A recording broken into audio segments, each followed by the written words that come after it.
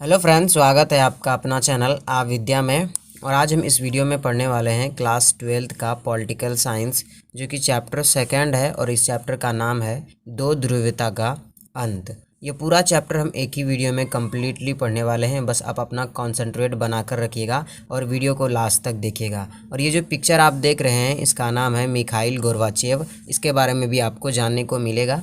तो चलिए स्टार्ट करते हैं आज की इस वीडियो को। सबसे पहले ये जान लेते हैं हम कि हमारा जो चैप्टर का नाम है दो ध्रुवीयता का अंत, आखिर इसका अर्थ क्या होता है, इसका मतलब क्या होता है, ये हम समझ लेते हैं। तो जैसा कि आप लोग जानते हैं कि दूसरा विश्व युद्ध जो हुआ था, उसके बाद दुनिया जो थी वो दो गुटों में बढ़ चुकी थी। पहला जो था उसकी अगुवाई अमेरिका कर रहा था, जिसे पश्चिमी खेमा भी कहा जाता था। और दूसरा जो था वो सोवियत संघ था, जिसकी अगुवाई सोवियत संघ कर रहा था। और ये क्या था, समाजवादी खेमा था। ठीक है, तो ऐसे में क्या हुआ कि समाजवादी खेमा जो था, यानी कि सोवियत संघ जो था, इसका विघटन हो गया। तो जब सोवियत संघ का विघटन हो गया तो इसी के नाम पर यह रखा गया दो ध्रुवीयता का अंत हो गया। शीत युद्ध खत्म हो गया, यानी कि इन दोनों के बीच जो विचारधारा की लड़ाई थी ये खत्म हो गया। तो इसी के नाम पर रखा गया दो ध्रुवीयता का अंत। तो चैप्टर का मीनिंग आपको समझ में आ गया है। अब आगे बढ़ते हैं। तो आगे देखिए, यहाँ पे लिखा है कि सोवियत संघ का विघटन कब और कैसे हुआ। ये जानने से पहले हम ये जानते हैं कि सोवियत संघ अस्तित्व में कब आया। ठीक है, यानी कि सोवियत संघ नाम का महाशक्ति हमारे सामने कब आया, पहले ये जानना जरूरी है हमारे लिए। तो देखिए, सोवियत संघ जो है वो रूस में 1917 में एक समाजवादी क्रांति हुई थी। इस समाजवादी क्रांति को रूसी क्रांति भी कहते हैं या फिर बोल्शेविक क्रांति भी कहते हैं। तो 1917 में समाजवादी क्रांति हुई थी और इसके बाद सोवियत गणराज्य अस्तित्व में आया, यानी कि सोवियत संघ अस्तित्व में आया। और ये जो समाजवादी क्रांति हुई थी, इस समाजवादी क्रांति में समाजवादी के प्रति बहुत अच्छी विचारें बताई गई थी, बहुत अच्छी अच्छी बातें बताई गई थी समाजवादी के प्रति। और इसमें पूंजीवादी का विरोध किया गया था। जो पूंजीवादी अर्थव्यवस्था है, ठीक है, इसका बहुत ज़्यादा विरोध किया गया था इस समाजवादी क्रांति में 1917 में। तो यहीं से समाजवादी खेमा यानी कि सोवियत संघ की स्थापना हुई थी, ये अस्तित्व में आया था। अब आगे बढ़ते हैं। तो आगे हमारे सामने जो पहला टॉपिक आता है वो ये बहुत ही इंपॉर्टेंट है। तो चलिए इसको जान लेते हैं। तो देखिए, बर्लिन की दीवार ये टॉपिक है। पहले आपको हम कुछ समझा देते हैं। ये मान लीजिए कि बर्लिन जो स्थित थी वो कहाँ था, तो वो यूरोप महाद्वीप में स्थित एक जगह है, जर्मनी। और जर्मनी में भी एक जगह, जर्मनी की राजधानी जो है वो बर्लिन है। तो ये मान लीजिए कि बर्लिन है और बर्लिन की दीवार, ये मान लीजिए यहाँ से बर्लिन की दीवार खड़ी कर दी है। और इस इधर से जो पश्चिम के तरफ है ये है अमेरिका वाला खेमा, यानी कि ये पूंजीवादी वाला खेमा है। और इधर के जो पूरब के तरफ है ये है समाजवादी वाला खेमा, यानी कि सोवियत संघ वाला खेमा है। ठीक है, तो ऐसे में ये बीच में एक दीवार खड़ी कर दी गई। तो सबसे पहले इस दीवार के बारे में जानते हैं। तो ये दीवार जो थी वो पूंजीवादी और समाजवादी दुनिया के बीच का विभाजन का प्रतीक थी। ठीक है, तो पहला जो था वो यही था कि जो विभाजन का प्रतीक थी वो क्या थी, बर्लिन की दीवार थी। और किस चीज़ को ये प्रतीक कर रहा था, विभाजन कर रहा था, तो ये पूंजीवादी और समाजवादी खेमे को विभाजित कर रहा था। इस बर्लिन की दीवार का निर्माण जो किया गया था, इसको जो बनाया गया था वो 1961 में बनाया गया था।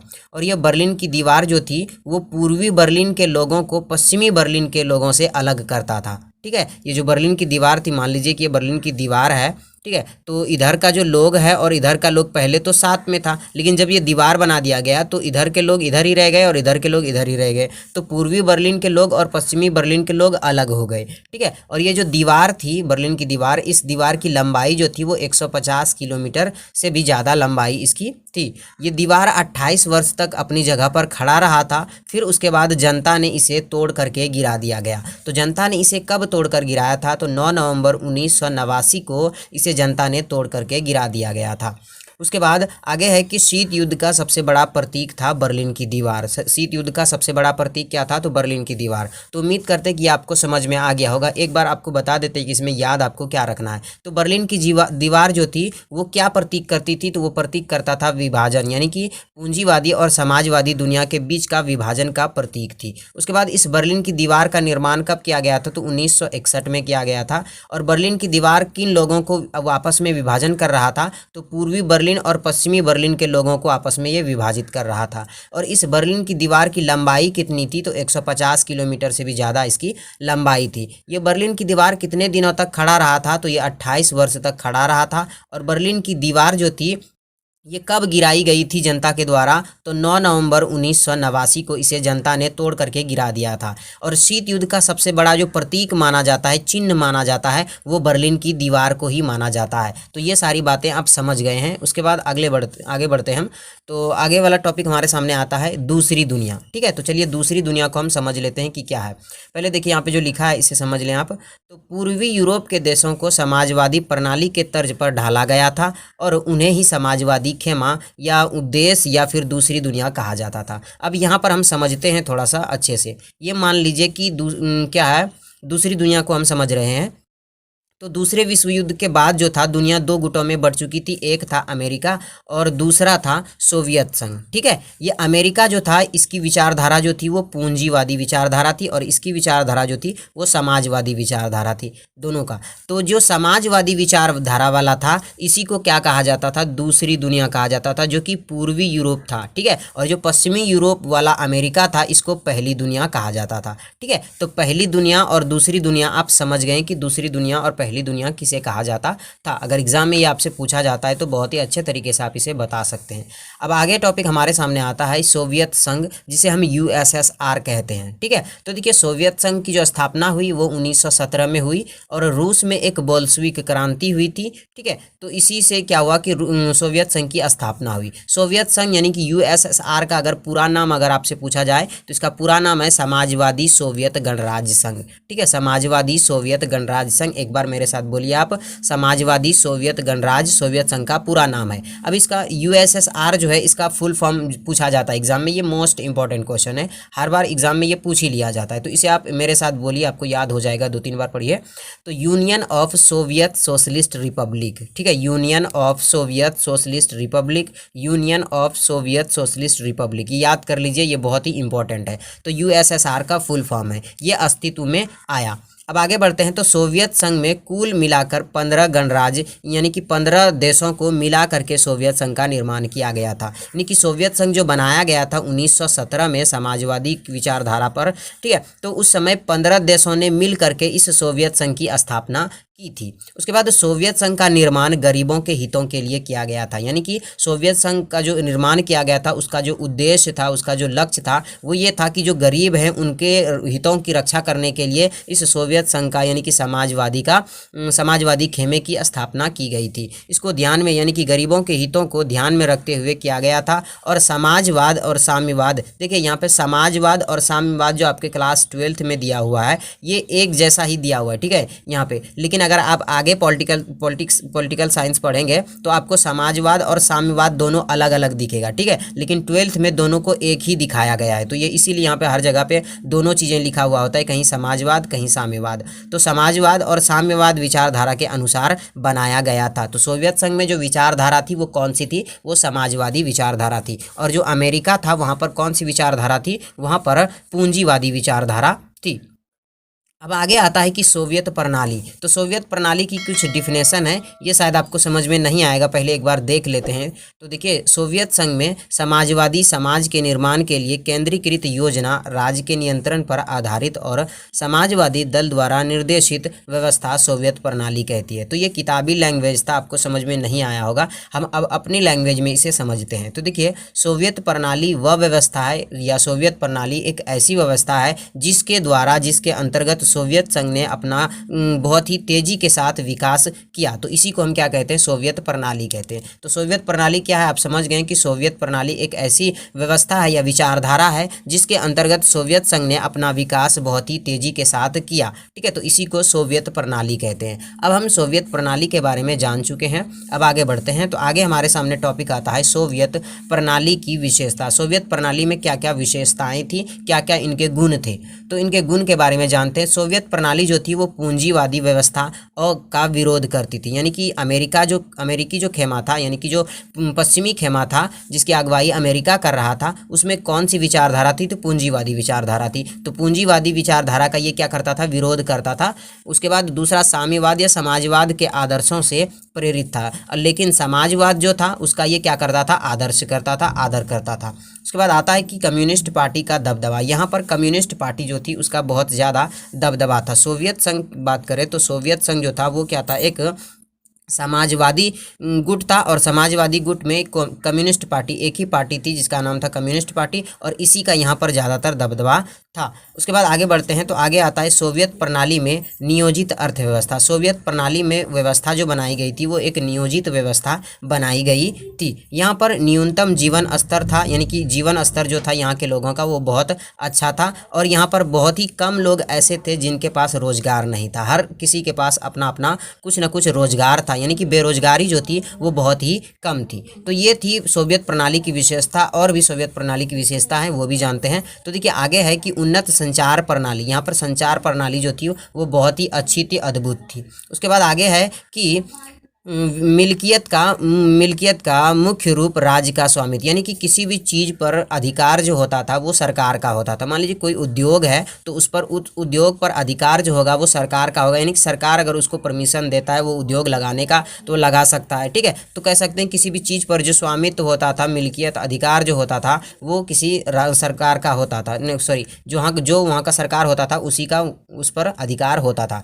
अब आगे आता है उत्पादन के साधनों पर राज्य का नियंत्रण। यहाँ पर राज्य जो है उसका मतलब है सरकार। ठीक है, उसका मतलब है सरकार। तो उत्पादन के जो साधन थे उस पर किसका नियंत्रण होता था? उस पर सरकार का नियंत्रण होता था। तो ये सारी बातें आप जान चुके हैं कि सोवियत प्रणाली की क्या विशेषता थी। अब आगे हम बढ़ते हैं, उम्मीद करते हैं कि आपको समझ में आ गया होगा।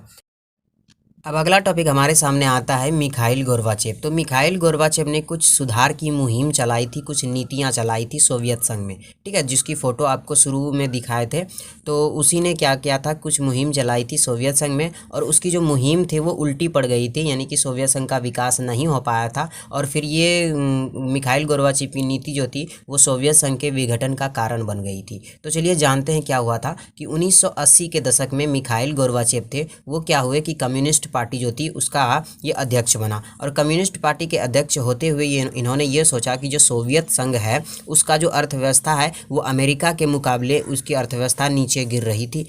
तो ऐसे में मिखाइल गोर्बाचेव ने ये सोचा कि हमारी अर्थव्यवस्था को कुछ ऊपर लेके जाया जाए, मतलब पूंजीवादी के टक्कर तक लेके जाया जाए। तो इन्होंने मिखाइल गोर्बाचेव ने कुछ नीति चलाई, यानी कि राजनीतिक सुधारों तथा लोकतांत्रिकरण को इन्होंने अपनाया अपनी गिरती हुई सोवियत संघ के अर्थव्यवस्था को ऊपर उठाने का। लेकिन इसकी चाल जो थी वो उल्टी पड़ गई, इसकी जो अर्थव्यवस्था थी वो और ऊपर उठने के बजाय और नीचे गिर गई। ठीक है, तो ये नीति जो थी मिखाइल गोर्बाचेव की, ये इसकी नीति और उल्टी पड़ गई, और क्या हुआ कि सोवियत संघ के विघटन का कारण बन गई इसकी नीति, मिखाइल गोर्बाचेव की नीति। अब आगे देखते हैं कि सोवियत संघ जो था इसकी समाप्ति की घोषणा कैसे हुई। सोवियत संघ के समाप्ति की घोषणा तो क्या हुआ कि 1951 में बोरिस येल्त्सिन उस समय सोवियत संघ का नेतृत्व कर रहा था, और पूर्वी यूरोप जो खेमा था वो समाजवादी वाला खेमा था। तो पूर्वी यूरोप के देशों ने 3 बड़े देश थे जिसका नाम था रूस, यूक्रेन और बेलारूस। तो इन तीनों ने मिल करके ये घोषणा कर दी कि जो सोवियत संघ था,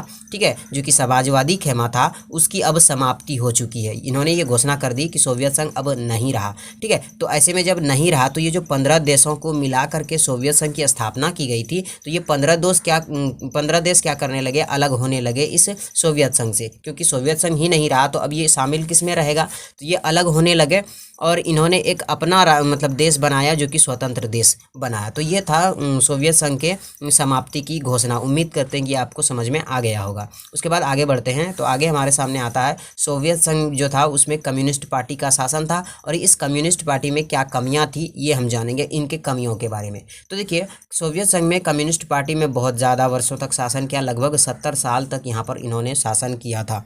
ठीक है, लेकिन अब धीरे धीरे ये कम्युनिस्ट पार्टी जो थी वो जनता के सवालों का जवाब दे नहीं रहा, यानी कि जनता अगर कोई भी इससे सवाल करता था तो उसका ये जवाब नहीं दे पा रहा था। यानी कि इस कह सकते हैं कि इसकी अर्थव्यवस्था नीचे गिर रही थी, तो सरकार क्या कहेगा, अर्थव्यवस्था के ऊपर कुछ नहीं कह सकता। तो इसकी बहुत सारी कमियां थी, निम्नलिखित कमियां थी। निम्नलिखित कमियों को चलिए हम जानते हैं कि क्या क्या कमियां थी। तो देखिए पहली कमियां ये है कि सत्ता का जनाधार खिसकता जा रहा था, यानी कि कम्युनिस्ट पार्टी का जो सत्ता पर पकड़ था वो धीरे धीरे उसके हाथ से छूटता जा रहा था। और कम्युनिस्ट पार्टी में कुछ ऐसे भी नेता थे जो कि तानाशाही नेता थे। उसके बाद आगे आता है कि भारी भ्रष्टाचार जो था वो व्याप्त हो रहा था, यानी कि भ्रष्टाचार बढ़ता जा रहा था। उसके बाद इन गलतियों को सुधारने के लिए जो प्रशासन व्यवस्था थी वो असक्षम थी, यानी कि वो इन गलतियों को सुधार नहीं पा रही थी, मेन गलतियों को पकड़ नहीं पा रही थी। तो सुधारेगा कैसे? तो ये कह सकते हैं कि जो प्रशासन व्यवस्था थी वो गलतियों को सुधारने में पूरी तरीके से असक्षम थी। उसके बाद आगे आता है कि विशाल देशों में केंद्रीकृत शासन प्रणाली, यानी कि अब सोच सकते हैं 15 देशों को मिला करके एक सोवियत संघ की स्थापना की गई थी, तो कितना बड़ा देश हो गया, ठीक है, बहुत बड़ी हो गई। तो ऐसे में सिर्फ केंद्रीकृत शासन प्रणाली थी जो कि जनता को कोई भी सरोकार नहीं था, यानी कि ये पूरी एक केंद्रीकृत शासन प्रणाली थी और ऐसे में जनता को कोई सरोकार नहीं था, यानी कि जनता से इसको कोई लेना देना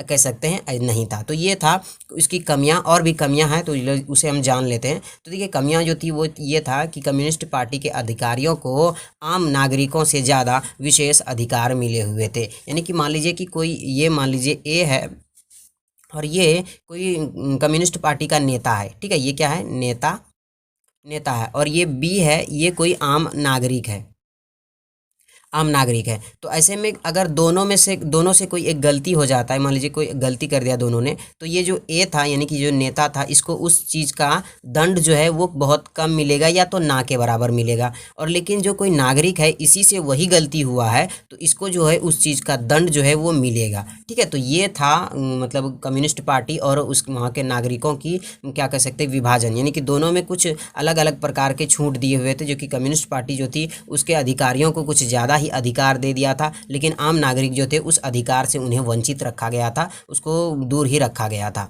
अब आगे आता है कि कम्युनिस्ट शासन में सोवियत संघ प्रशासनिक और राजनीतिक रूप से गतिविरुद्ध हो चुका था, यानी कि कम्युनिस्ट पार्टी के अंतर्गत क्या होता है कि सोवियत संघ जो था वो प्रशासनिक और राजनीतिक रूप से अंदर से गतिविरुद्ध यानी कि खोखला हो चुका था। तो ये कह सकते हैं ये सारी जो थी वो कम्युनिस्ट पार्टी की कमियां थी। उम्मीद करते हैं कि कम्युनिस्ट पार्टी के कमियों के बारे में आपको पता चल गया होगा। अगर आपको नहीं पता चला है तो एक बार वीडियो को रिवाइंड करके देख सकते हैं, आपको सारी चीज़ें बहुत ही अच्छे तरीके से पता चल जाएंगी। अब अगला टॉपिक हमारे सामने आता है सोवियत संघ के विघटन का कारण। आपने पढ़ा कि 1951 में क्या हुआ कि सोवियत संघ के 3 बड़े गणराज्य थे।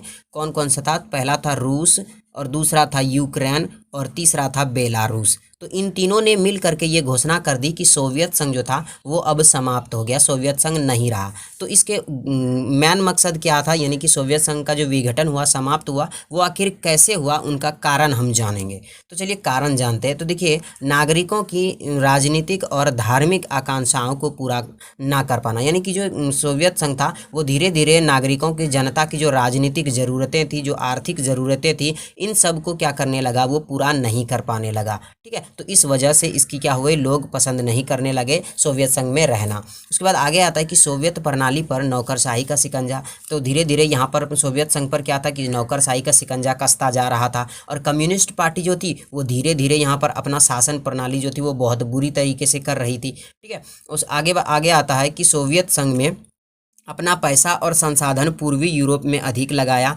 ताकि वो उनके नियंत्रण में बने रहे।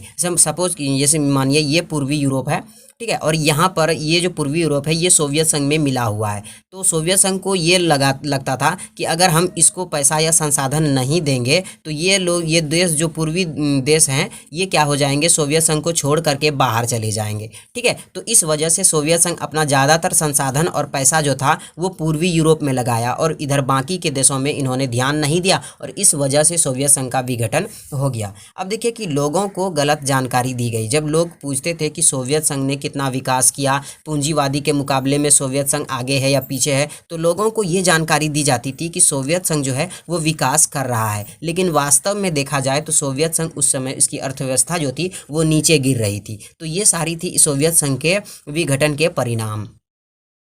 अब आगे बढ़ते हैं। तो तो आगे देखिए यहाँ पे और है कि सोवियत संघ का अधिकतम उपयोग जो था वो परमाणु हथियार पर करना था, यानी कि सोवियत संघ ज़्यादातर जो अपने अधिकार संसाधनों का उपयोग करता था वो परमाणु हथियार बनाने में करता था। ठीक है, तो कोई भी देश सिर्फ परमाणु हथियार से या कोई भी लड़ाई सिर्फ परमाणु हथियार से नहीं जीती जाती थी, लेकिन सोवियत संघ को ऐसा लगता था कि परमाणु हथियार से ही लड़ाई जीती जाती है। तो ज़्यादातर ये जो क्या था कि संसाधन इसके पास और पैसा जो था वो ज़्यादातर परमाणु हथियार पर ही खर्च कर दिया। अब आगे आता है कि प्रौद्योगिकी और बुनियादी ढांचे में पश्चिमी के मुकाबले पीछे रहना, यानी कि सोवियत संघ ने इसे परमाणु हथियार के मामले में तो अमेरिका को बहुत कड़ी चुनौती दी, लेकिन जहां बात करें प्रौद्योगिकी यानी कि टेक्नोलॉजी की बात करें और बुनियादी ढांचे की बात करें तो वहां पर सोवियत संघ जो था वो बहुत पीछे रह गया। ठीक है, उसके बाद आगे आता है कि रूस की मुख्यता, यानी कि जो 15 देश शामिल थे इसमें, उसमें मुख्य रूस जो था वो सबसे ज़्यादा अपना अधिकार जमाता था। उसके बाद मिखाइल गोर्बाचेव जो थे, जो आपको बताए थे,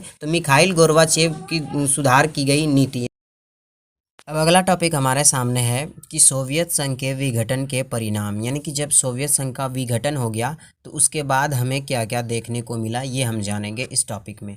तो पहले देखिए कि सोवियत संघ के विघटन के परिणाम में जब सोवियत संघ का विघटन हो गया तो शीत युद्ध जो चल रहा था वो भी समाप्त हो गया, ये पहला। और शीत युद्ध समाप्त होने के साथ दूसरी दुनिया का भी पतन हो गया, यानी कि दूसरी दुनिया जो थी वो सोवियत संघ को ही दूसरी दुनिया कहा जाता था। जो समाजवाद वाला खेमा था उसी को हम दूसरी दुनिया कहते थे। तो सोवियत संघ ही नहीं रहा तो दूसरी दुनिया भी नहीं रहा। अब देखिए एक ध्रुवीय विश्व बन गया, यानी कि दुनिया के सामने पहले दो महाशक्ति थी, एक था संयुक्त राज्य अमेरिका और दूसरा था सोवियत संघ। उसमें सोवियत संघ का विघटन हो गया तो दुनिया के सामने सिर्फ अमेरिका बचा महाशक्ति, तो ये एक ध्रुवीय विश्व कहलाया और अमेरिकी वर्चस्व का उदय हुआ, यानी कि अमेरिका अब वर्चस्व अपना दिखाने लगा, अपना ताकत दिखाने लगा हर किसी के सामने। जिस तरह से आप पढ़े थे पिछले वीडियो में, पिछले चैप्टर में, कि जो अमेरिका ने जापान के दो शहर हिरोशिमा और नागासाकी पर 2 बम गिराए थे, उसी प्रकार से अमेरिका ने हर जगह तबाही मचाई हुई थी। ठीक है, तो ये अमेरिका के वर्चस्व के बारे में क्लास 12th में एक चैप्टर दिया हुआ है, उस चैप्टर में आपको अमेरिका का वर्चस्व ही सिर्फ आपको पढ़ने को मिलेगा। उसके बाद आगे आता है कि हथियारों की होड़ की समाप्ति, यानी कि अमेरिका और सोवियत संघ दोनों जो हथियार इकट्ठा कर रहे थे, दोनों एक दूसरे से युद्ध जीतने के लिए बड़े बड़े हथियार, बड़े बड़े परमाणु बम बना रहे थे, उनकी भी होड़ समाप्त हो गई। सोवियत संघ का अंत हो गया और 15 नए देशों का उदय हुआ, यानी कि सोवियत संघ को जो बनाया गया था वो 15 देशों को मिला करके सोवियत संघ का निर्माण किया गया था। ऐसे में जब सोवियत संघ समाप्त हो गया तो ये जो 15 देश थे ये सब अपना अपना अलग देश मतलब बनाने लगे, अपना एक स्वतंत्र देश घोषित कर दिया और अपना एक अलग देश बन गया। ठीक है, तो 15 नए देशों का निर्माण हुआ, उदय हुआ। आगे आता है कि विश्व बैंक और अंतर्राष्ट्रीय मुद्रा कोष जैसी संस्थाएं जो थी वो ताकतवर देशों की सलाहकार बन गई, यानी कि जितने भी ताकतवर देश थे उन सारे लोगों का, उन सारे देशों का ये अंतर्राष्ट्रीय मुद्रा कोष और विश्व बैंक क्या हुआ कि वो सलाहकार बन गई। तो ये थे सोवियत संघ के विघटन के परिणाम। और भी परिणाम है तो और भी आपको पढ़ने को मिलेगा। तो और है सोवियत संघ जो था वो रूस इसका उत्तराधिकारी बन गया, यानी कि सोवियत संघ जब विघटन हुआ तो उसके बाद इसका उत्तराधिकारी कौन बना, तो इसका उत्तराधिकारी रूस बना। ये इंपॉर्टेंट है, याद रखिएगा, ऑब्जेक्टिव में ये पूछा जाता है कि सोवियत संघ के विघटन के बाद उसका उत्तराधिकारी कौन बना। जिस तरह से कोई राजा होता है और वो राजा मर जाता है तो उसका बेटा उसके बाद उसका राजा होता है, उसी प्रकार से जब सोवियत संघ मर गया तो उसके बाद कौन बना, रूस बना उसका उत्तराधिकारी। और विश्व राजनीति में शक्ति संबंधित परिवर्तन हो गए, यानी कि विश्व की जो राजनीति बनाई गई थी सोवियत संघ के द्वारा उसमें कुछ परिवर्तन की गई, कुछ चेंजेस किए गए। उसके बाद आगे आता है कि समाजवादी विचारधारा पर प्रश्न चिन्ह उठने लगा, यानी कि लोग कहने लगे कि जो समाजवादी विचारधारा है ये अच्छी विचारधारा नहीं है, क्योंकि अगर ये समाजवादी अच्छी विचारधारा होती तो सोवियत संघ का विघटन क्यों होता, सोवियत संघ का विघटन कैसे हुआ इन्हीं कारणों से कि समाजवादी जो था वो अच्छी विचारधारा नहीं है। तो लोग कहने लगे कि समाजवादी को नहीं अपनाना चाहिए। और पूंजीवादी जो था इसका उदारवादी व्यवस्था का वर्चस्व हुआ, यानी कि पूंजीवादी व्यवस्था को लोग अपनाने लगे और पूंजीवादी का वर्चस्व पूरे दुनिया में देखने को मिला। अब आगे आता है कि शॉक थेरेपी को अपनाना, यानी कि जब सोवियत संघ समाप्त हो गया तो उसका उत्तराधिकारी रूस बना और रूस ने क्या सोचा कि हम अपनी अर्थव्यवस्था को बेहतर कर सकते हैं। और कैसे करेंगे कि अमेरिका की जो अर्थव्यवस्था है वो क्या है, वो पूंजीवादी है, यानी कि पूंजीवादी अर्थव्यवस्था अच्छी अर्थव्यवस्था होती है। तो रूस ने क्या सोचा कि हम भी क्या करेंगे, पूंजीवादी अर्थव्यवस्था अपना लेते हैं। तो इसी को शॉक थेरेपी कहा गया और शॉक थेरेपी को अपनाया था रूस ने। उसके बाद आता है कि उदारवादी लोकतंत्र का महत्व धीरे धीरे बढ़ता चला गया। तो ये सारे जो टॉपिक आपने पढ़े ये था सोवियत संघ के विघटन के परिणाम। उम्मीद करते हैं कि सोवियत संघ के विघटन के परिणाम आपको बहुत ही अच्छे तरीके से समझ में आ गया होगा। उसके बाद आगे बढ़ते हैं हम। तो अगला टॉपिक हमारे सामने आता है एक ध्रुवीय विश्व। जैसा कि मैंने आपको बताया कि दूसरे विश्व युद्ध के बाद दुनिया के सामने दो महाशक्तियाँ थी। उनमें से एक था अमेरिका जिसकी अगुवाई कर रहा था, ठीक है, और दूसरा था सोवियत संघ जिसकी अगुवाई कर रहा था जो कि समाजवादी खेमा था। तो इस ऐसे में समाजवादी खेमा यानी कि सोवियत संघ का विघटन हो गया, ये समाप्त हो गया। तो सिर्फ अमेरिका ही बचा। जब अमेरिका ही बचा तो दुनिया के सामने एक ही महाशक्ति तो बचा ना। तो जब ये एक ही महाशक्ति बचा तो इसी को कहा गया एक ध्रुवीय विश्व, ठीक है। तो एक ध्रुवीय विश्व समझ गए। अब आगे बढ़ते हैं। तो देखिए विश्व में एक महाशक्ति का होना यानी कि पूरी दुनिया में एक ही महाशक्ति बचा, वो बचा अमेरिका। तो इसको क्या कहा गया? एक ध्रुवीय विश्व कहा गया। उसके बाद आगे आता है कि 1991 में सोवियत संघ के विघटन के बाद एक ध्रुवीय विश्व की स्थापना हुई। जब सोवियत संघ का विघटन हो गया तो उसके बाद क्या हुआ कि दुनिया के सामने एक ही मात्र महाशक्ति बची अमेरिका, और इसी को एक ध्रुवीय विश्व कहा गया। उस वक्त विश्व में अमेरिकी वर्चस्व को चुनौती देने वाला कोई देश नहीं था। जिस समय सोवियत संघ का विघटन हुआ था तो उसके बाद ऐसा कोई भी देश नहीं था जो कि अमेरिका को चुनौती दे सके। जिस तरह से सोवियत संघ अमेरिका को चुनौती दे रहा था उस तरह से कोई और भी देश नहीं था जो कि अमेरिका के वर्चस्व को चुनौती दे सके। और ऐसे में ये क्या हुआ कि दुनिया का सबसे बड़ा ताकतवर देश बन गया ये अमेरिका, ठीक है, उस समय। तो इसका उस समय ज़्यादातर जो देश थे वो अभी अभी गुलाम ही थे या फिर कुछ गुलाम होकर आज़ाद हुए थे। तो ऐसे में अमेरिका से कौन मोल झगड़ा लेना चाहता था? तो कोई नहीं। तो उस समय अमेरिका के वर्चस्व को चुनौती देने के लिए कोई भी देश मौजूद नहीं था। उसके बाद आता है कि विश्व में पूंजीवादी अर्थव्यवस्था का बोलबाला होने लगा। लोग कहने लगे कि पूंजीवादी अर्थव्यवस्था बढ़िया है, मस्त अर्थव्यवस्था है, क्योंकि अमेरिका ने कहाँ से लेकर कहाँ तक अपना डेवलप कर लिया, ठीक है। तो इसकी अर्थव्यवस्था का बोलबाला होने लगा पूरी दुनिया में। और आगे बोलबाला होने लगा क्योंकि समाजवादी अर्थव्यवस्था असफल हुआ था। अब बोलबाला इस लिए होने लगा क्योंकि जो समाजवादी अर्थव्यवस्था सोवियत संघ की थी वो असफल हो गया था, क्योंकि समाजवादी का क्या हो गया था? पतन हो गया था। तो इसलिए पूंजीवादी की तरफ लोग ज़्यादा आकर्षित होने लगे और समाजवादी के प्रति बहुत ही गलत विचार रखने लगे लोग, ठीक है। उसके बाद आगे देखते हैं। तो आगे में देखिए यहाँ पे लिखा हुआ है कि अमेरिका का सैन्य जो खर्च था और सैन्य प्रौद्योगिकी था इनका गुणवत्ता बहुत ही अच्छा था। यानी कि ये अपने प्रौद्योगिकी, टेक्नोलॉजी और गुणवत्ता, अगर इसकी मात्रा, इसकी गुणवत्ता देखें, क्वालिटी देखें तो ये बहुत ही अच्छा था इनका। और विश्व में कोई भी ऐसा देश नहीं था जो कि इन्हें चुनौती दे सके, अमेरिका को चुनौती दे सके किसी भी चीज़ में, चाहे वो सेना में हो या फिर अपने सेना पे खर्चा करने के लिए हो या फिर प्रौद्योगिकी टेक्नोलॉजी में हो या फिर किसी भी प्रोडक्ट में हो। तो किसी भी चीज़ में कोई भी देश उस समय इस मकाम पे नहीं था जो कि अमेरिका को चुनौती दे सके। अब देखिए कि अंतर्राष्ट्रीय मुद्रा कोष, विश्व बैंक जैसे अंतर्राष्ट्रीय संगठनों पर भी इसका वर्चस्व हो गया। यानी कि अमेरिका जो था इन्होंने विश्व बैंक और अंतर्राष्ट्रीय मुद्रा कोष, ठीक है, तो ये सारे जितने भी अंतर्राष्ट्रीय स्तर पर जितने भी बड़े बड़े महाशक्ति हैं उन सब पर भी इसका अधिकार हो गया, यानी कि अमेरिका का अधिकार हो गया। लोगों ने उसके संस्कृति को भी अपनाने लगा। जैसे कि हमारी संस्कृति में देखें तो जीन्स पहनने की परंपरा नहीं है। भारत में अगर आप देखें हैं तो भारत में जीन्स पहनने की परंपरा नहीं है। यहाँ पर क्या होता है? धोती कुर्ता चलता है, ठीक है। तो हमारे पुराने संस्कृति की बात करें, लेकिन अभी भारत में ज़्यादातर लोग जीन्स ही पहनते हैं। अगर आप रोड पे चल जाते होंगे तो ज़्यादातर आपको क्या दिखेंगे? जीन्स ही देखेंगे, ठीक है। उसके बाद कोको कोला जो है, ये सब जो हम पीते हैं, पेप्सी वगैरह, तो ये सब हमारी संस्कृति में नहीं। लोग, ये हमारे पश्चिमी देशों की संस्कृति है और लोग उन्हीं के तरफ बनना चाहते हैं, ठीक है। पता नहीं उसकी संस्कृति में आखिर क्या है, लोग जो उनके तरफ लोग अट्रैक्ट हो रहे हैं। आदि विश्व भर भी संस्कृतियों पर हावी हो गया, यानी कि पूरी दुनिया में जो अमेरिका की संस्कृति है ये पूरी दुनिया में हावी हो गया। तो ये आपको जो अभी पढ़ने को मिला है ये एक ध्रुवीय विश्व था, और एक ध्रुवीय विश्व ने किस तरह से पूरी दुनिया में अपना संस्कृति फैलाया, अपना वर्चस्व फैलाया, हर चीज़ फैलाया।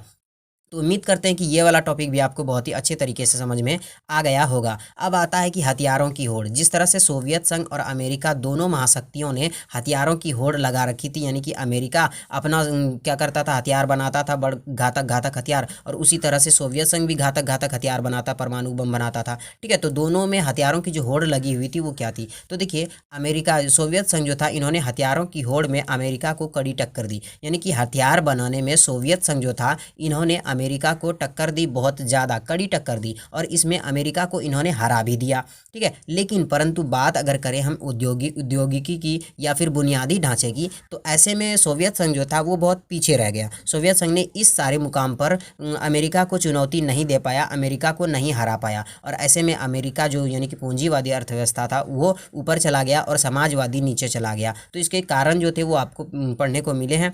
तो आगे आता है कि यहाँ पर बुनियादी ढांचे मामले में वह पश्चिमी देशों से पिछड़ गया, यानी कि उन्होंने प्रौद्योगिकी और बुनियादी ढांचों पर सोवियत संघ ने अपना ध्यान नहीं दिया, ज़्यादातर जो ध्यान दिया वो हथियार बनाने में ही दिया। इस वजह से इसकी अर्थव्यवस्था जो थी वो असफल हो गई। आगे आता है कि उत्पादकता और गुणवत्ता के मामले में वह पश्चिमी देशों से बहुत ही पीछे छूट गया, यानी कि इसकी गुणवत्ता की बात करें अमेरिका की, और इसकी उत्पादकता की, यानी कि ये जो पैदावार करता था और इसकी जो क्वालिटी होती थी अमेरिका की, वो पूर्वी यूरोप यानी कि सोवियत संघ से काफ़ी बेहतर होती थी, और इसमें सोवियत संघ इसको मात नहीं दे पाया, यानी कि अमेरिका को मात नहीं दे पाया। यानी कि इसमें सीधी सी बात ये कही गई है कि जो सोवियत संघ है वो सिर्फ और सिर्फ अपना ज़्यादातर जो टाइम बिता रहा है वो हथियार बनाने में ही बिता रहा है। तो हथियारों की होड़ से आपको समझ में आ गया होगा कि हथियारों की होड़ क्या है, ठीक है। उम्मीद करते हैं ये टॉपिक आपको बहुत ही अच्छे तरीके से समझ में आ गया होगा। अब अगला टॉपिक हमारे सामने आता है शॉक थेरेपी, जो कि बहुत ही इम्पोर्टेंट है। ये शॉक थेरेपी कैसे सोवियत संघ का विघटन का कारण बना था, यहाँ पे आपको सारी चीज़ें जानने को मिलेगा। तो देखिए शॉक थेरेपी, पहले हम शॉक थेरेपी का जो शाब्दिक अर्थ जो होता है वो ये होता है कि आघात पहुँचाकर उपचार करना। आघात पहुँचाकर उपचार करना, इसका मतलब ये हुआ कि मान लीजिए आपका कोई दोस्त है, आपने उसे क्या किया, एक थप्पड़ मार दिया और फिर उसको कह रहे अरे मतलब ये बटर खा लो, ये कर लो, वो कर लो, मतलब उसको मलहम लगा रहे हैं, ठीक है। तो ये क्या होता है कि आघात पहुंचाकर उपचार करना शॉक थेरेपी का शाब्दिक अर्थ होता है। इसका हम समझते हैं कि साम्यवादी के पतन के बाद क्या हुआ कि सोवियत संघ के गणराज्य जो थे, यानी कि जो सोवियत संघ का उत्तराधिकारी रूस बन गया था, उन्होंने क्या किया कि विश्व बैंक और अंतर्राष्ट्रीय मुद्रा कोष के द्वारा निर्देशित साम्यवाद से पूंजीवाद की ओर आकर्षित हो गई। इन्होंने रूस ने क्या किया कि विश्व बैंक और अंतर्राष्ट्रीय मुद्रा कोष के द्वारा इन्होंने कुछ निर्देशित किया, और इन्होंने क्या किया कि साम्यवाद पहले यहाँ पर था, साम्यवाद से हटकर ये पूंजीवाद की तरफ आकर्षित हो गए, यानी कि परिवर्तन हो गए। तो इसी परिवर्तन के मॉडल को अपनाया जो रूस ने, उसी को क्या कहा गया, शॉक थेरेपी कहा गया। अब इसे हम अच्छे से समझते हैं कि आखिर शॉक थेरेपी क्या है। तो देखिए पहले जो सोवियत संघ था, ठीक है, तो उसमें जो उसकी विचारधारा थी वो क्या थी, वो समाजवाद या साम्यवाद उसकी विचारधारा थी। रूस के बाद उसका उत्तराधिकारी बना रूस, ठीक है। उसके बाद रूस का उत्तराधिकारी कौन बना, रूस। तो रूस में क्या हुआ कि रूस ने सोचा कि जो अमेरिका की अर्थव्यवस्था है वो पूंजीवादी अर्थव्यवस्था है, तो अगर हम भी पूंजीवादी अर्थव्यवस्था अपना लेते हैं तो हमारा भी क्या हो जाएगा, विकास हो जाएगा, ठीक है। तो ये इन्होंने सोचा, किसने सोचा, तो रूस ने सोचा, क्योंकि समाजवादी का जो उत्तराधिकारी बना था वो रूस ही बना था। तो इन्होंने सोचा कि हम पूंजीवादी को अपना लेते हैं, तो इन्होंने पूंजीवादी को अपना लिया। तो समाजवाद से पूंजीवाद की तरफ जो आकर्षित हुए ये लोग, इन्होंने अपना जो विचारधारा बदला, इसी को क्या कहा जाता है, शॉक थेरेपी कहा जाता है। क्या कहा जाता है, शॉक थेरेपी कहा जाता है। तो उम्मीद करते हैं कि शॉक थेरेपी जो थी ये अब आपको समझ में आ गया होगा। उसके बाद आगे बढ़ते हैं, अब शॉक थेरेपी के परिणाम जान लेते हैं। जब इन्होंने शॉक थेरेपी को अपना लिया तो आखिर इन लोगों को क्या परिणाम मिला, क्या सचमुच में सोवियत संघ ने विकास किया या फिर इसकी अर्थव्यवस्था जो थी वो और नीचे गिर गई, ये अब जानेंगे। तो देखिए पूर्णतः असफल रहा, यानी कि इन्होंने जो शॉक थेरेपी अपनाई ये पूरी तरीके से असफल रहा, सफल नहीं हो पाया। रूस का औद्योगिक ढांचा जो था वो चरमरा कर नीचे गिर गया, और रूसी जो मुद्रा रूबल थी, ये याद रखना है, रूस की मुद्रा कौन सी थी, तो रूस की मुद्रा रूबल एग्जाम में पूछा जाता है, रूस की मुद्रा रूबल। तो रूस की मुद्रा रूबल में भारी गिरावट आ गई, और समाज कल्याण की जो पुरानी व्यवस्था चली आ रही थी वो भी नष्ट हो गया। समाज कल्याण की पुरानी व्यवस्था नष्ट हो गई, और सरकारी रियायत जो था वो भी पूरी तरीके से ख़त्म हो गया, और ज़्यादातर जो लोग थे वो गरीब हो गए। तो ये सब चीज़ें थी शॉक थेरेपी को अपनाने के बाद। शॉक थेरेपी को अपनाने के बाद रूस को ये लगा कि हम अपनी अगर विचारधारा बदल लेते हैं तो हमारा भी विकास हो जाएगा। लेकिन कोई भी विचारधारा बदलने से इतनी जल्दी विकास नहीं होता। समाजवादी में क्या था कि सारी चीज़ें जो थी वो सरकार के हाथ में थी, लेकिन पूंजीवादी में क्या हुआ कि सारी चीज़ें किसी आम आदमी के हाथ में हो गई, यानी कि कोई एक उसका स्वामित्व किसी भी चीज़ पर अधिकार जो था वो किसी एक आदमी का हो गया था। तो ये था पूंजीवादी और समाजवादी की तरफ से आकर्षित होना, यानी कि उससे दूर जाना। तो उसी को हम क्या कहते थे, शॉक थेरेपी कहते थे।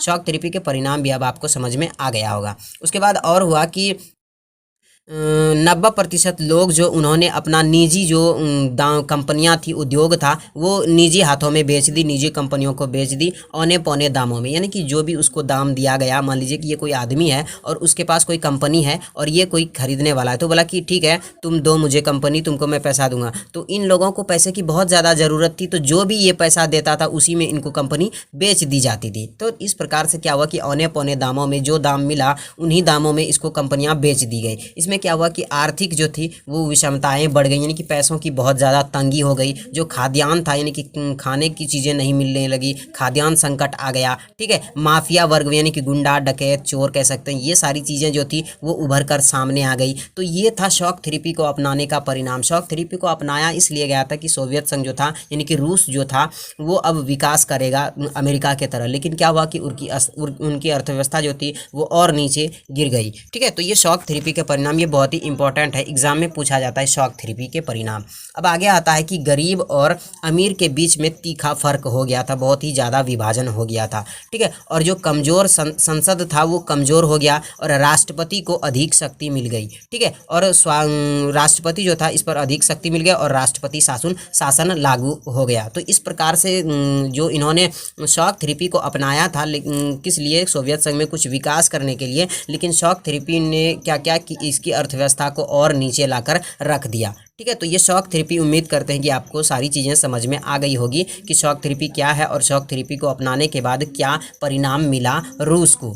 अब आगे बढ़ते हैं, तो आगे आता है गराज सेल। अभी आपने पढ़ा कि निजी कंपनियों के हाथ में उद्योग को औने पौने दामों में बेच दिया गया, तो इसी को सबसे बड़ा गराज सेल कहा गया था। तो गराज सेल को हम जानेंगे कि आखिर क्या है गराज सेल। तो देखिए, शॉक थेरेपी से उन पूर्वी एशियाई देशों की अर्थव्यवस्था जो थी वो चरमरा गई, यानी कि पूर्वी एशियाई देश जो थे, जो कि पहले सोवियत संघ था और बाद में रूस इसका उत्तराधिकारी बन गया, तो उसकी अर्थव्यवस्था जो थी वो और चरमरा करके नीचे गिर गई। जिसमें पहले जो था वो समाजवादी शासन था, लेकिन बाद में ये लोग क्या करने लगे, पूंजीवादी को अपना लिए, यानी कि शॉक थेरेपी के अनुसार ये लोग पूंजीवादी के ओर चले आए। अब रूस में पूरा जो था, पूरा का पूरा राज्य जो था वो नियंत्रित उद्योग ढांचा जो था वो चरमरा गया है। रूस का पूरा औद्योगिक ढांचा जो था वो सब कुछ चरमरा कर नीचे गिर गया और लगभग 90% उद्योग जो थे वो निजी हाथों में बेच दिया गया। निजी हाथों यानी कि किसी खास आदमी, मतलब कोई कंपनी का एक आदमी, जैसे कि अंबानी की जो कंपनी है उस पर उसका अधिकार है उसी का, तो किसी निजी आदमी के हाथ में उसको बेच दिया गया औने पौने दामों में। ठीक है, कंपनियों को बेच दिया गया और 90% उद्योग जो थे वो इसी प्रकार से बिके गए थे। ठीक है,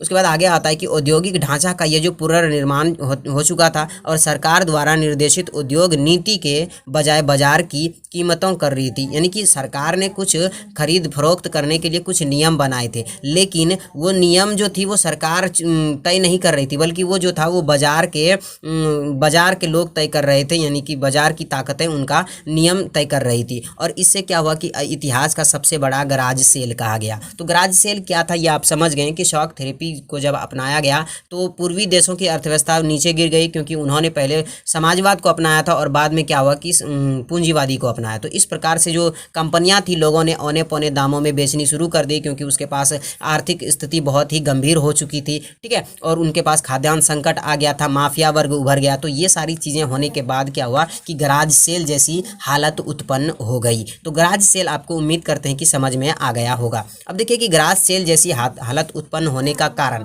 आपने ये सीखा कि गराज सेल कैसे हुआ। अब गराज सेल होने के पीछे कारण क्या था? तो कारण ये था कि महत्वपूर्ण उद्योग की कीमत कम से कम करके आंकी गई, मतलब महत्वपूर्ण उद्योग जो था उस पर कम से कम अंक करके, यानी कि कीमत करके आंकी गई और उन्हें औने पौने दामों में बेच दिया गया। जैसे कि हम मान लीजिए ये कोई आदमी है और ये कोई खरीदने वाला है। ठीक है, तो अब इसकी अर्थव्यवस्था में भारी गिरावट आ गई। इसको डर है कि जो भी अभी मेरे कंपनी का दाम मिल रहा है उसी में अगर मैं नहीं बेचता हूँ तो बाद में ये और नीचे गिर जाएगा, इसमें और मुझे घाटा लग जाएगा। तो इन्हें सोचा कि जो भी मुझे अभी सामने वाला कंपनी आदमी कोई पैसा दे रहा है, मेरी कंपनी को खरीद रहा है, तो जो भी पैसा मिल रहा है मैं उसे दे दूँ, ठीक है, इसी में मेरी भलाई है। तो इसी प्रकार से क्या हुआ कि ये औने पौने दामों में अपनी कंपनियों को बेच दिया। अब देखिए हालांकि जो था यानी कि इस महामारी में बिक्री में भाग लेने वाले के लिए सभी नागरिकों को एक अधिकार पत्र दिया गया था, यानी कि सरकार द्वारा एक अधिकार पत्र दिया गया था इस महामारी में भाग लेने के लिए कि कोई भी चीज़ को कौन किस तरीके से खरीदेगा, किसकी कीमत कितनी होनी चाहिए, ये सारी अधिकार दिया हुआ था सरकार ने। लेकिन क्या हुआ कि अधिकांश नागरिकों ने क्या किया कि अपना अधिकार पत्र वो काला बाजारियों के हाथ में बेच दिया। और उन्हें क्या किया कि उन्हें धन की बहुत ज़्यादा ज़रूरत थी, यानी कि उन्होंने ये नहीं देखा कि हमारी कंपनी की कीमत मान लीजिए कि 1 करोड़ है, तो वो नहीं देखा कि हमें सरकार के साथ बेचना चाहिए। अब जो भी उसको दे रहा है पैसा उस समय 50,000 ही दे रहा है, 10,000 ही दे रहा है, तो उसी में उसको बेच दिया गया, ठीक है। तो इस प्रकार से क्या हुआ कि औने पौने दामों में उन्होंने अपनी कंपनियों को बेच दी। सरकार ने वैसे कुछ कानून बनाए थे कि किसी भी चीज़ को इतने दामों में खरीदना है, किसी भी चीज़ को इतने दामों में खरीदना है। कोई प्लॉट खरीदते हैं तो उसका कीमत होता है, ठीक है। तो उसी प्रकार से वही हुआ था कि औने पौने दामों में बेच दिया गया था। अब देखिए कि रूसी मुद्रा जो रूबल थी, इसमें मूल्य के जो नाटकीय ढंग से इसमें बहुत ही बुरी तरीके से गिरावट आ गई थी। तो ये था गराज सेल होने का कारण, यानी कि गराज सेल जैसी हालत होने के पीछे का रीज़न, ठीक है। अब आगे बढ़ते हैं तो आगे आता है संघर्ष व तनाव के क्षेत्र। यह संघर्ष यानी कि लड़ाई झगड़ा और तनाव वाला क्षेत्र कौन कौन सा है वो जानेंगे। तो देखिए पूर्वी सोवियत संघ जो था, यहाँ पे पूर्वी सोवियत संघ इसलिए लगा हुआ है क्योंकि सोवियत संघ का अब अंत हो गया है, क्योंकि हमने पढ़ लिया पीछे सोवियत संघ का अंत हो गया है। उसके बाद पूर्वी सोवियत संघ के अधिकांश गणराज्य जो थे वो संघर्ष के आशंका वाले क्षेत्र थे, यानी कि सोवियत संघ का जो पूर्वी सोवियत संघ का जो ज़्यादातर क्षेत्र था वो आशंका वाले क्षेत्र थे, जो कि संघर्ष, वहाँ पर लड़ाई झगड़ा होते रहते थे। इन देशों में बाहरी ताकतों की दखल अंदाजी भी बढ़ रही थी, यानी कि यहाँ पर लोग जो थे वो बाहरी ताकतें आ रही थी और इस पर हमले कर रहे थे, तो बाहरी ताकतों की दखल अंदाजी जो थी यहाँ पर बढ़ रही थी। और रूस के 2 गणराज्य जो थे, एक था चेचन्या और दूसरा था दागिस्तान, ठीक है। तो इन दोनों में हिंसक अलगाववादी नीति बढ़ गई। तो ये अलगाववादी नीति क्या है, ये इंपॉर्टेंट है, इसलिए मैं आपको बता दे रहा हूँ कि अलगाववादी नीति वो होती है कि मान लीजिए ये कोई राष्ट्र है, ये कोई देश है, तो इसमें कुछ लोगों ने ये कहा कि इतना सा हमें क्या है अलग कर दो, ठीक है। अलग करने की मांग यहाँ के लोगों ने कर दी, यानी कि एक अलग राष्ट्र अब इधर का नाम रहेगा, ये एक अलग राष्ट्र देश बनाया जाएगा, तो इसी को अलगाववादी नीति कहा जाता है। ऐसा कहाँ हुआ था, तो ये देखो चेकोस्लोवाकिया एक देश था, चेकोस्लोवाकिया था, और यहाँ पर इसको 2 भागों में विभाजित कर दिया गया था, क्योंकि यहाँ पे अलगाववादी की नीति अपनाई गई थी। तो अलगाववादी नीति के बाद ये चेकोस्लोवाकिया 2 भागों में विभाजित हो गया था, एक था चेक और दूसरा था स्लोवाकिया।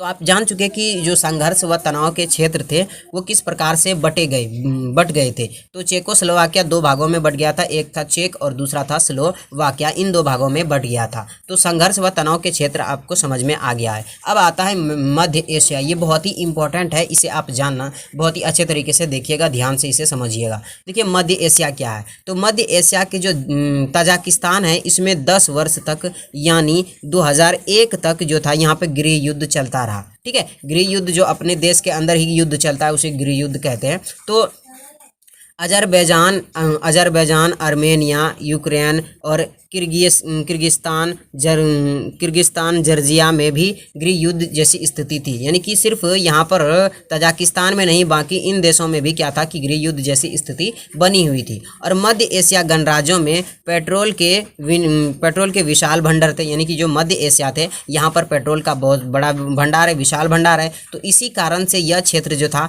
वो बाहरी ताकतों और तेल कंपनियों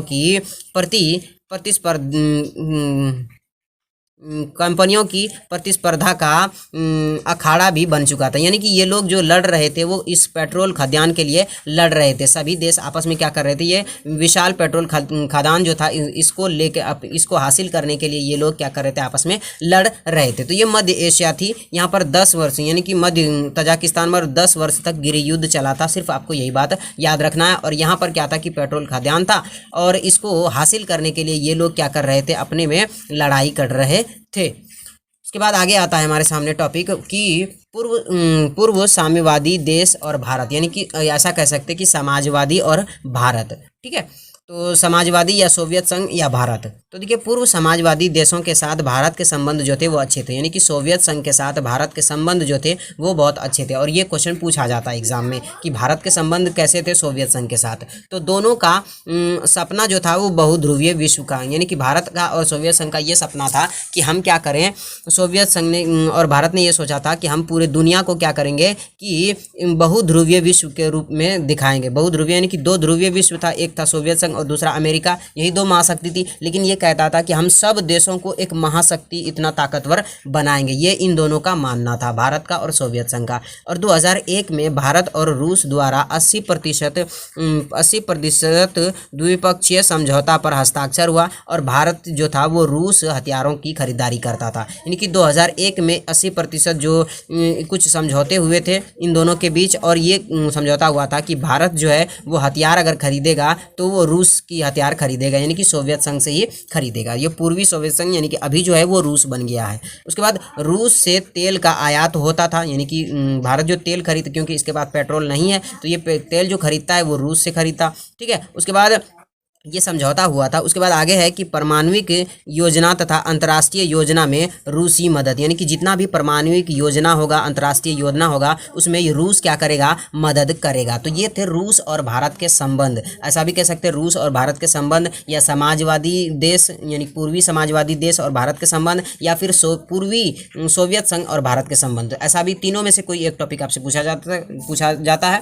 तो इन तीनों को आप बहुत ही अच्छे तरीके से याद रखिएगा। अब आगे आता है कि तजाकिस्तान और तुर्कमेनिस्तान के साथ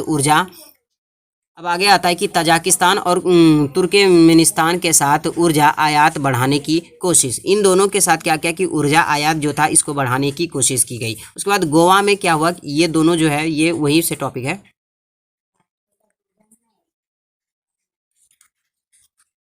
उसके बाद आगे आता है कि तजाकिस्तान और तुर्कमेनिस्तान के साथ ऊर्जा आयात बढ़ाने की कोशिश की गई, यानी कि यूरोप और भारत ने क्या सोचा कि तजाकिस्तान और तुर्कमेनिस्तान जो है इनके साथ कुछ ऊर्जा का आयात बढ़ाया जाए। उसके बाद गोवा में क्या 2016 में ब्रिक्स सम्मेलन हुआ और इस ब्रिक्स सम्मेलन में रूस और भारत के बीच 17 वर्षीय सम्मेलन हुआ था। ये 17 वर्षीय सम्मेलन था और भारत के प्रधानमंत्री उस समय नरेंद्र मोदी थे और रूस के राष्ट्रपति व्लादिमीर पुतिन थे और इन दोनों के बीच परमाणु ऊर्जा, अंतर्राष्ट्रीय अभियान, ठीक है, समेत आर्थिक संबंधों को बढ़ावा देते हुए उनके लक्ष्यों की प्राप्ति पर बल दिया गया। तो ये सारी थी रूस और भारत के संबंध कैसे थे, इनके बारे में यहाँ पर बताया गया है। तो आप समझ गए कि रूस और भारत के संबंध किस प्रकार से हैं। अब हम एक नज़र में पूरे चैप्टर को पढ़ेंगे, यानी कि जितने भी चीज़ पढ़ें उसको हम शॉर्टकट में कह सकते हैं, आपको एक बार में हम पढ़ा देते हैं। तो चलिए पहले देखिए कि बर्लिन की